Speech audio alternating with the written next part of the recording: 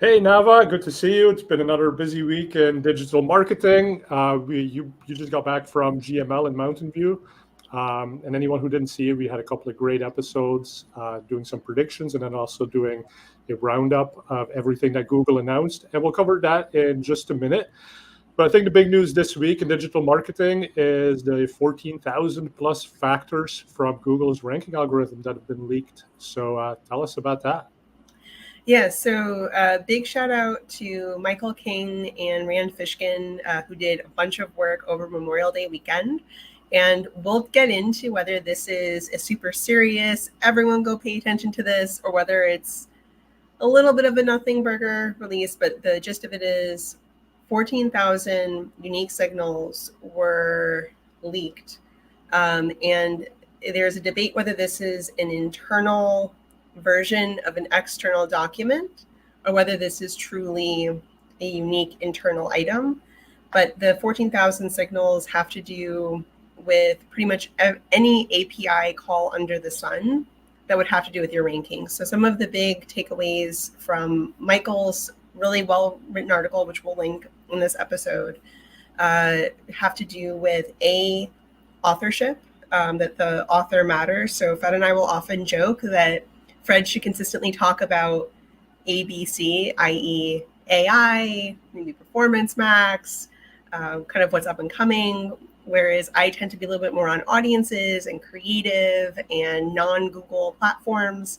And so it was really interesting that one of the signals that came out of that was consistency in brand authorship actually does lean into EEAT, or those authority signals and expertise.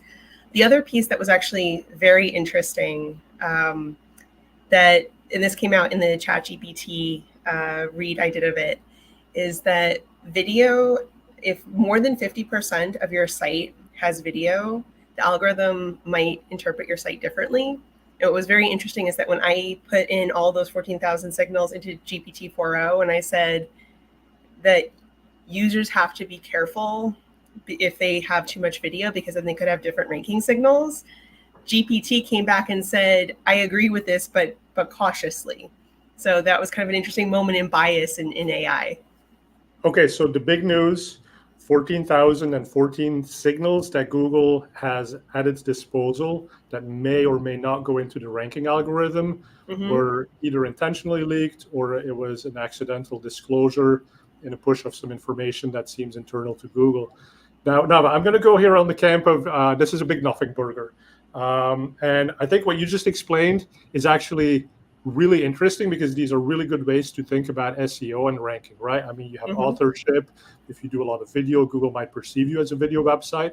But I think what we just discovered, and I'll give you an analogy, we basically just walked into the big warehouse that feeds the 100,000 Googlers who work on the Mountain View campus. And it's full of ingredients, but they have different cafes and different chefs going into that warehouse to pull whatever they need. And one cafe has a French cuisine focus, and there's a Mexican cuisine focus, and there's a cafe that I used to frequent quite a bit, which had a rule: never more than 7 ingredients could be used in any dish.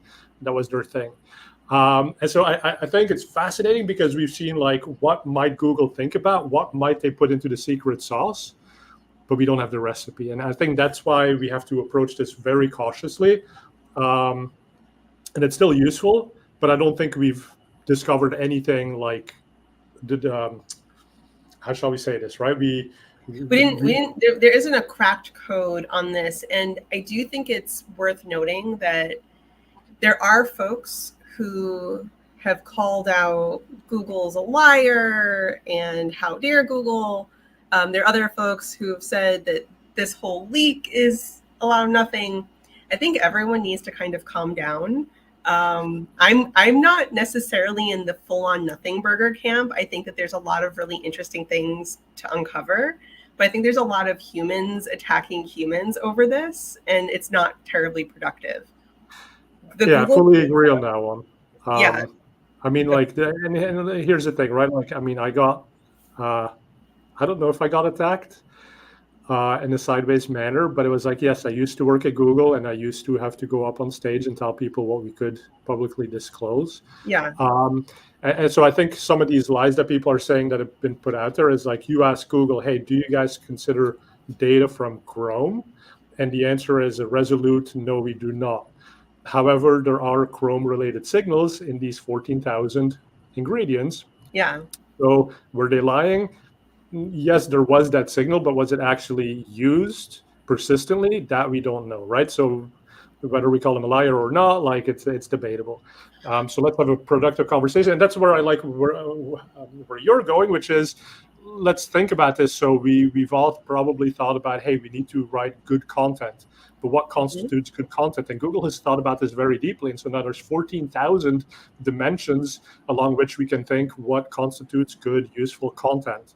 And so, like, do you have enough video? Do you have brand authorship or authorship?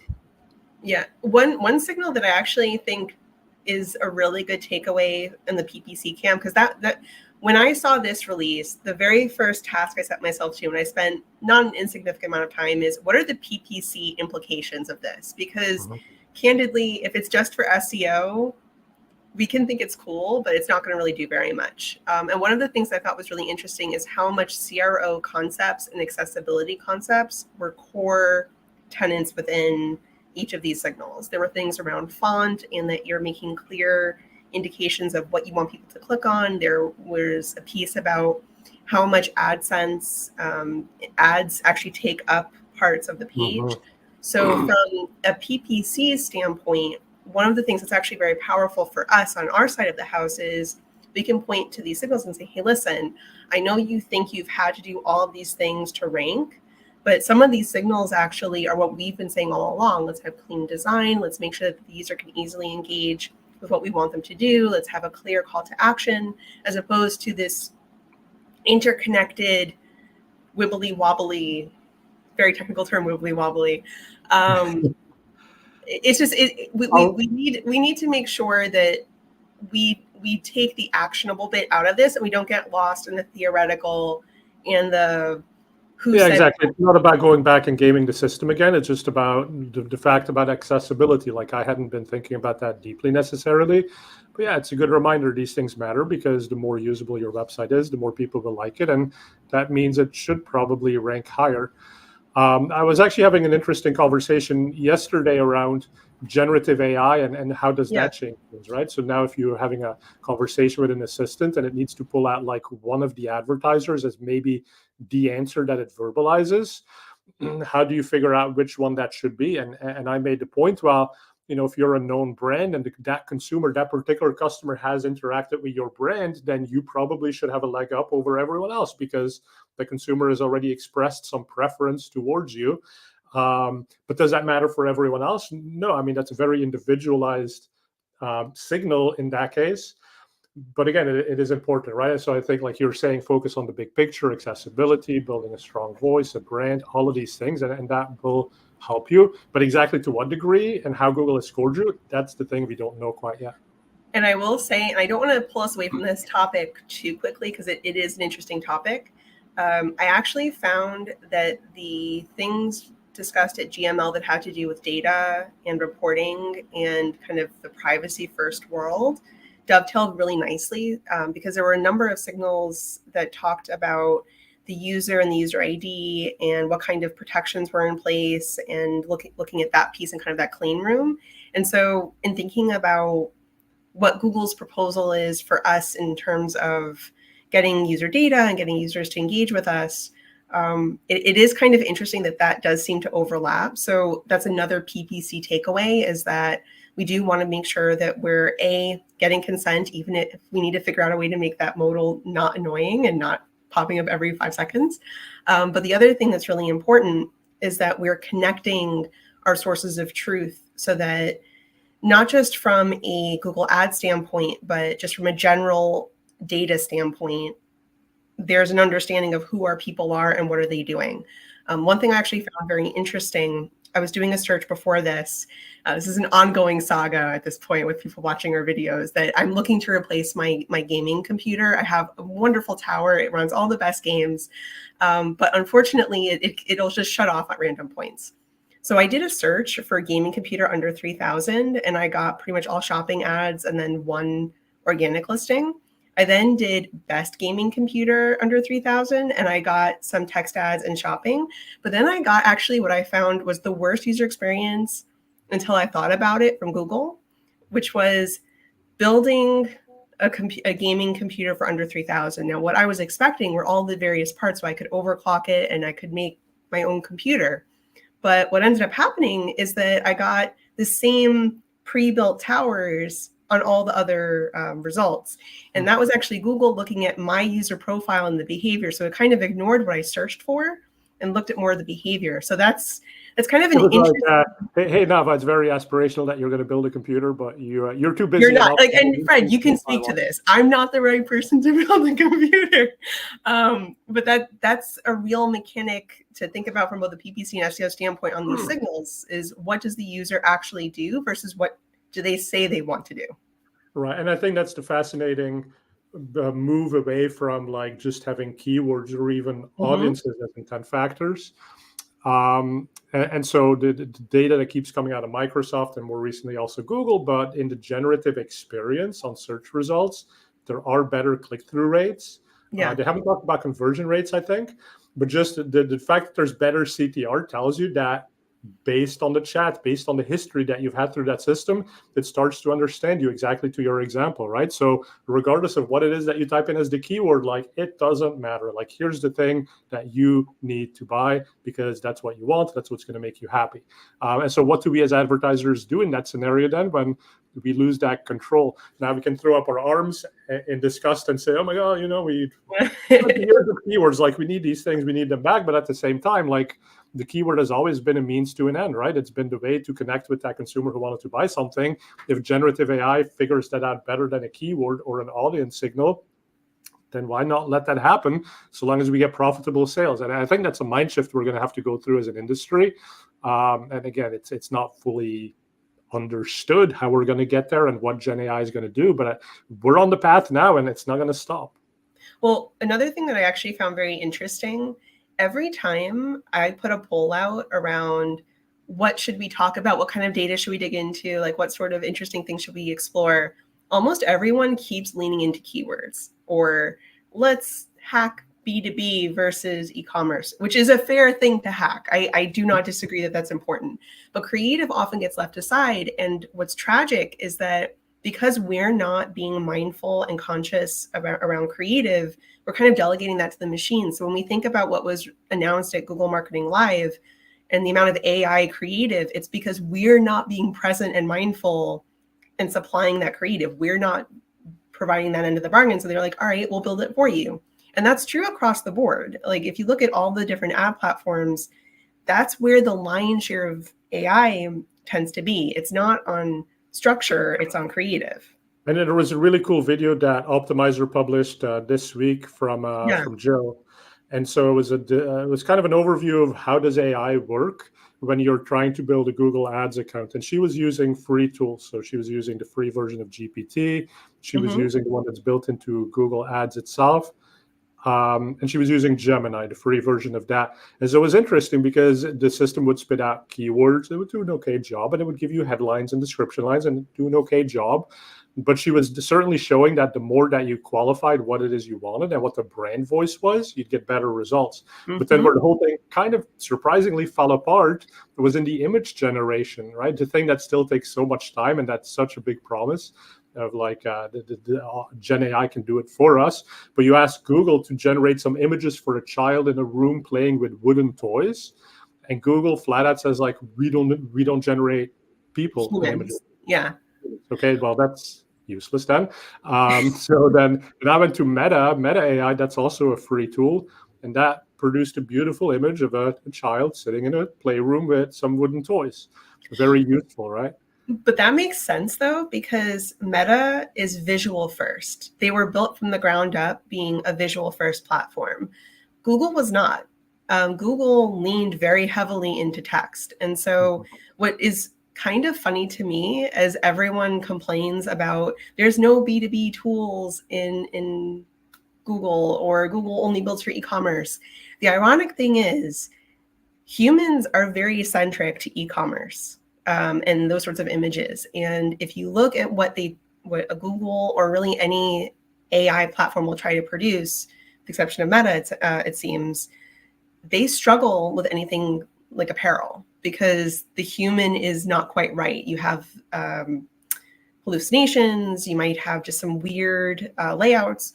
So B2B and lead gen, ironically, should be the bastion of AI creative because you don't need humans. It's the thing, it's the service, or it's the exactly. There's not even a specific product, right? Because that's the challenge is if you sell like this pair of shoes of sneakers, like you can't just Gen AI a pair of sneakers because then that's not the thing you're actually going to buy because it looks slightly different.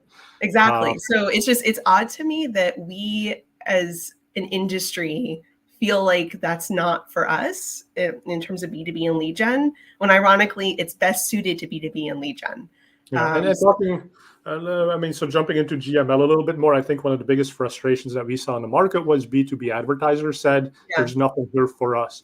And so Google put out a really nice PDF. If you haven't found it, you can hit us up on the comments or you can look for it. But it's about a 40-page PDF, like product by product, what was announced, labeled for who it's for.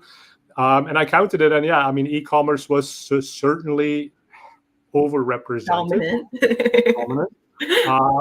But then interestingly enough, Google also went up on stage and was like, hey, 50% of advertisers don't use first-party data. And if you're in lead gen, like your first-party data is your CRM. It is who actually turned from a lead into a customer. But I will bring up the point, and this was actually a great point that was brought up in a recent PPC chat Ginny Marvin attended, where there was a question of like, please make it easier for us to connect first-party data. And so what's really interesting is that to me, I feel like Google has made it much easier to connect first-party data. It's not brain dead easy, but it's effectively you click a button, you authenticate, you make sure that it's there and it's fine, or you can do it through Zapier. But we can do it through Optimizer. Or Optimizer. Shameless plugs for our data connector. But one of the things that I struggle with is that people see those solutions as still too hard, or that they don't want to do it, or that they don't feel comfortable doing it.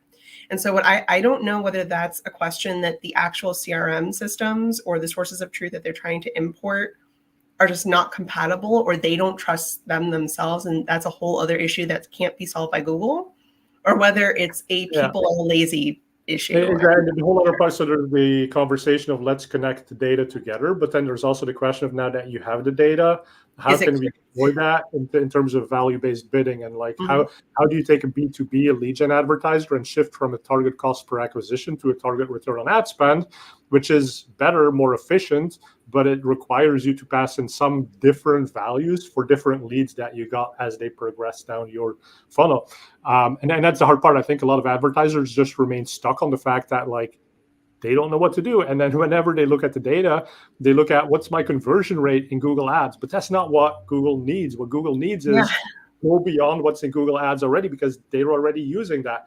Tell us what's in your CRM. Like, how did you qualify those leads? What made one better than the other? Can you sort of quantify that, even if not precisely, but can you directionally tell us what you would want more of? And I think, and that to me was interesting. Like, this has been a struggle for over 5 years now. And so at some level, it's not surprising that Google is not making huge announcements in B2B when it's like, hey, this like is we gave you the thing, help us understand.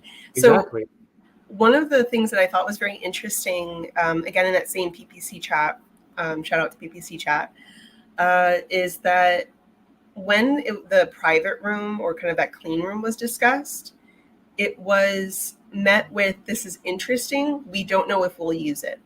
And my frustration is Google seems like it's shifting more and more to e-commerce, but that's because the data supports what's being used. So when we think about Optimizer and what gets used, there are times, and I'll come out and say it, I've begged for a tool to get resources or to get attention, but because customers don't use it, it's not going to be prioritized against something that gets a lot of attention. And that's fair, because we want to make sure that things that are working for a lot of our customers improve and do well. So from a software standpoint, which ultimately Google is a software, they are not going to invest resources in things that don't get used.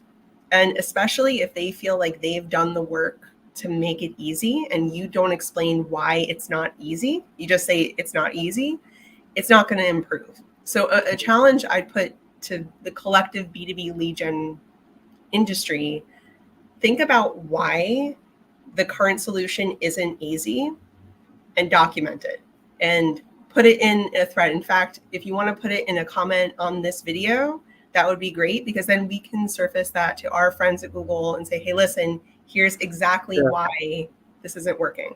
I mean, so I was lucky enough to be invited on campus and have a couple of conversations with product managers. And one of the things they said was like, listen, there's always this feedback coming about, hey, this thing is broken, like broad match is too aggressive, or there's not enough B2B tools. But be specific, like give us examples.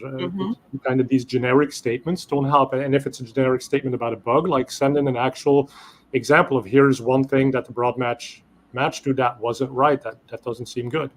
With B2B, and we put a poll out. Thank you for doing that, Navah. But there's a poll that we ran on x.com basically saying, hey, what is it you were expecting to be announced? Like what would make your life better? So again, give that feedback. We have the product connections into Google, and we can help hopefully move the needle. And I will give one last shout out for this before we move on. Granted, we didn't get a lot of submissions on that poll, so the statistical significance is a little bit mediocre. But I was actually very bothered that the winner was standalone search campaign support, because that implies that we're still stuck in the idea that the keyword is the gold standard of how we communicate with our customers and how we communicate with Google. B2B and lead gen, I grant you, does not have the amount of data to help inform the amount of AI that goes into PMAX or the amount of AI that goes into the generative AI overviews. But we do need to start shifting into those experiences. What is the desire of our B2B prospect? Why do they want what they want? Who are the people that are motivating that purchase or that exploration into that idea? So the more we can think about those concepts and be comfortable with keyword concepts, knowing that we still have negatives to protect, placements to protect, I think we'll be in a better spot. I mean, and listen, if you're watching this, there's obviously the stuff you have to do today, this week for your client. That's where we need negative keywords. We need more control in PMAX. But at the same time, hopefully some of this Gen AI is giving you the bandwidth to think about the future and look at how search is going to happen. And that may be less around keywords. So think, how are you going to be relevant in that world, right? Because that is going to happen. That is coming. And it's often difficult to spend time and kind of, because we don't know exactly what's going to come out. So a lot of those cycles that we spend could be wasted. But it's something we need to think about. And we'll do our best to help you sort of see what that future is like. Okay, now good stuff. So we've covered a lot here. We're going to wrap it up. But there are a couple of quick things that we're keeping an eye on. So some things for me. PayPal just announced an ad network. They have about 400 million users, very heavily e-com focused. I love e-com, by the way, and my frustration is that Google is like, it's all about e-com, not about B2B. When people think about Optimizer, they don't think about e-commerce, but we have some of our best capabilities for e-commerce advertisers. So it's the opposite problem. So I'm excited to see PayPal coming out with a solution, and we'll definitely be investigating how we can help make that easier. Also saw some news about, this was Amazon, the Performance Plus campaign type, which is their AI campaign type, up to 90% lower cost per acquisitions. And this is for advertisers who are not on the Amazon marketplace, right? So this is for people who are advertising on Google, driving traffic to their own website. Performance Plus from Amazon. If you want to try that out, talk to us. We have really good relationships into Amazon as well. Now, I believe there was another campaign from Microsoft that you had noticed. Yes, Microsoft picked the worst week to do this because everyone was focused on GML, so it kind of slid under the radar. But the fast campaigns is actually really interesting. So this is Microsoft's answer to templatized campaigns. They're doing everything in their power to make it super, super easy to get started. I am undecided whether I land on this being a smart campaign from Google in which I'm probably mediocre on it, or whether it's a time saver, but you still get the manual benefits of Microsoft. So it's still early days. I haven't actually played with it yet. But I do think it's really interesting that Microsoft is leaning into that quality of life ease mechanic. Cool. Yeah, I think that's more or less what's interesting in PPC this week. If we missed anything, put it in the comments. We'll cover it next week. And with that, some cool examples about Google. Have you eaten your rock yet today, Navah? Or your slice of pizza with glue in it? ScarJo suing AI. But instead of covering that, we wrote a song using Gen AI. So we're going to play that right now. And with that, we'll wrap it up. See you next week. Cheers, guys. PayPal steps into the ad game now. E-commerce giant takes a bow. Targeted ads on every screen. In this digital world, we're caught in between. Google SEO ranking factors leaked. All 14K, the secrets we seek. Algorithms whisper in the night, guiding the clicks to keep it right.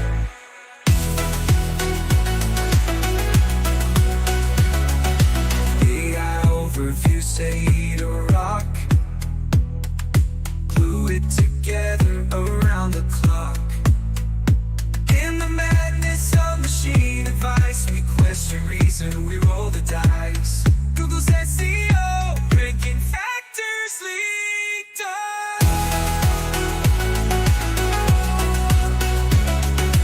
Google's SEO ranking factors leaked. All 14K, the secrets we seek. Algorithms whisper in the night, guiding the clicks to keep it right. In a world where AI steals the show, tech giants rise.